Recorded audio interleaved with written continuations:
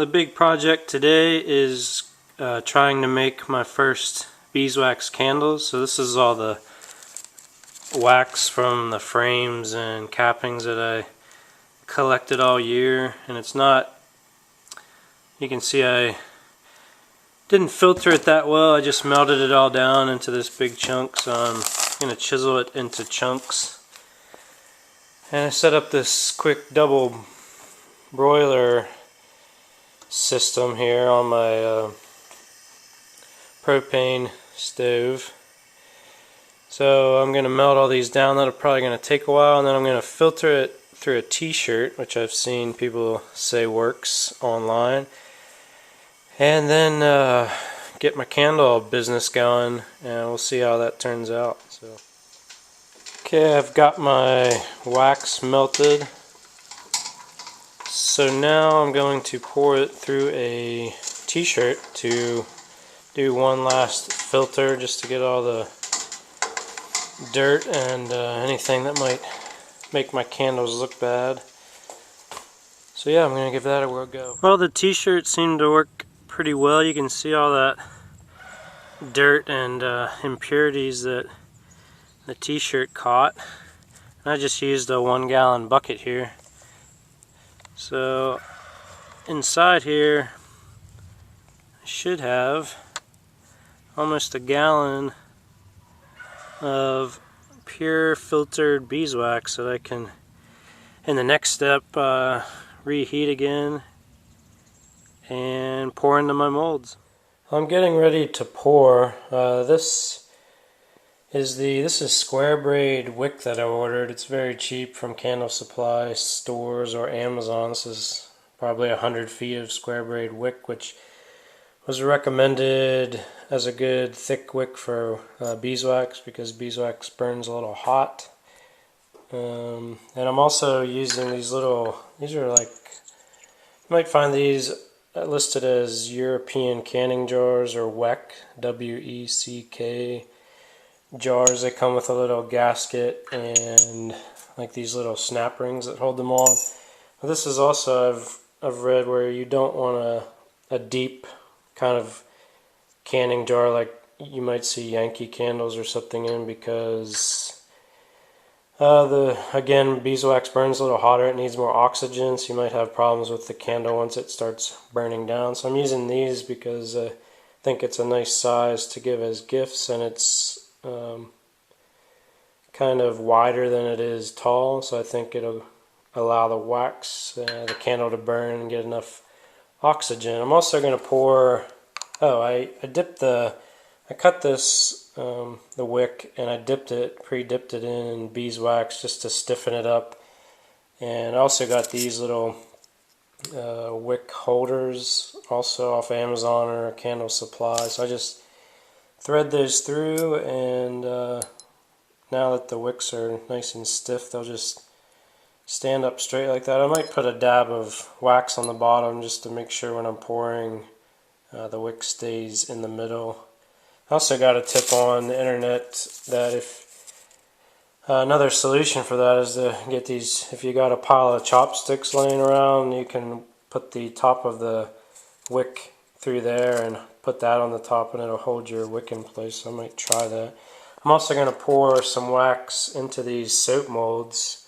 My wife has used these to make soaps, and I'm going to give those out. A friend of mine makes soap, and she asked for some beeswax. You could also give those out to people, well, for a couple of things. People use it for furniture, and just putting on like screws and things to aid in putting a screw through wood.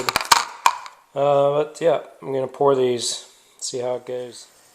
Well, I'm having a lot of fun here, actually. I've got my filtered wax in the double boiler system that I've got set up here, and I made a cheap little pourer out of a soup can. Works pretty good. I just pinched the end to pour, and I'm just dipping it in there and grabbing the wax. I've already filled up a few of these, and I found out rather quickly that even with my pre-dipped wicks, when I poured the wax in it melted the wax on the wick and they kind of fell over, so I grabbed my chopsticks and that worked really well. You can see some of the ones I have down here. These are in various stages of drying. But once this one gets a a hard surface on the top, then I can pull it off and finish the rest. I poured my wax into my soap molds. Everything's going pretty well. Got all my candles, the wax poured, and they look good. Wasn't that hard. Definitely had to use those chopsticks, so that's a good technique. And I did end up trying this 1 pint jar. If you pour this, I noticed the larger amounts, I think it's just because the amount of wax, you'll get some cracking on the top, and I could have poured another ounce or so of wax on the top and fixed that, but this is kind of a trial this year. I'm going to burn this one myself and see if the depth of that candle actually does cause problems for beeswax. But these, the wax jars that I mentioned earlier, they look really nice. There was no cracking on the top. I did most of these with a single pour, and so I have 9 of those, 1 of the pint, and I also poured these just wax molds in these little soap, in this soap mold. So I'm going to let these cure overnight at least, and I'm going to test one and see if there's any issues before I give them as gifts. But overall, I'm really happy with how this turned out. It wasn't too difficult. As I expected, I couldn't wait 24 hours, so I tried one. And I'm actually stress testing it right now. This is almost at 3 hours, and I looked up some information on how to burn candles, and it's actually more complicated than you would think. You're supposed to burn, the first burn is the most important, and it's supposed to be you're supposed to burn for every 1 inch of width the top of your candle is, you burn for 1 hour. So these are about 2¼ to 2½ inches in diameter, so this is almost at 3 hours. And ideally this the top of the candle would be liquid across the entire top, so you can see that it's not, but it's still, there's not really a problem there. I think next year I might try just votive size candles, because just from judging the distance there, it looks like a normal votive diameter. But I think these turned out really well. I think they're going to make great gifts. I'm going to give this pint jar a test. Maybe it'll do well, or do even better than these wax jars.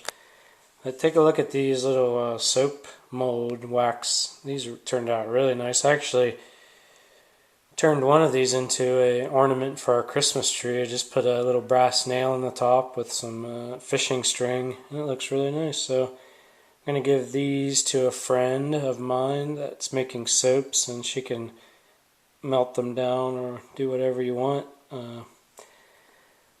They turned out really nice. And another tip for that is they make like wax, different sprays, silicone sprays that you can spray in the molds to release the wax. Apparently that can be an issue, but I just put some soap, like Dawn dish detergent, maybe a drop or 2 in each mold, and smeared it around, and they came out just fine, and they look really detailed. So this has been a fun day and looks like a success, so I'm happy. Let me know if you have any questions about any of the materials I used or problems you might have, but I think if you try this, you'll have the same success. Thanks for watching.